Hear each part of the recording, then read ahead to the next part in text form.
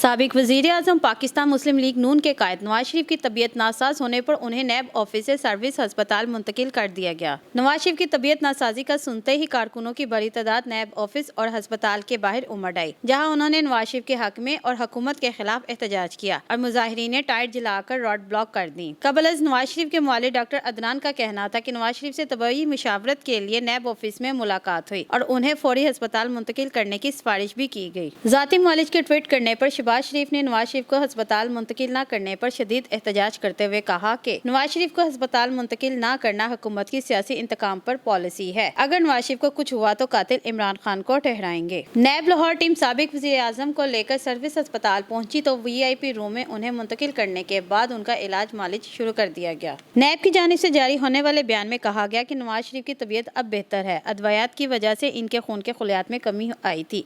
नवाज शरीफ का अस्पताल में मुकम्मल चेकअप हो रहा है, ताहम फिलहाल डेंगू टेस्ट मनफी आया है। टेस्ट के मुतालिक मजीद कहा गया कि नवाज शरीफ के टेस्टों में रद्दुबदल के बायस तबीयत को ठीक करार दिया गया था, मगर याद रहे कि इससे पहले मरियम नवाज ने वालिद से मुलाकात के बाद उनकी मेडिकल रिपोर्ट ट्विटर पर शेयर करते हुए उनकी सेहत से मुतालिक तशवीश का इजहार किया था। दूसरी जानिब नवाज शरीफ के दामाद अपने ससुर की नासाज तबीयत का सुनते ही इस्लामाबाद से लाहौर आ रहे थे कि उन्हें रावी टूल प्लाजा के करीब से गिरफ्तार कर लिया गया। वाजिया रहे कि कैप्टन रिटायर्ड सफदर को मुबैना तौर पर रियासती इदारों के खिलाफ बात करने पर गिरफ्तार किया गया है। सबा शेख, लाहौर 24 न्यूज़, लाहौर।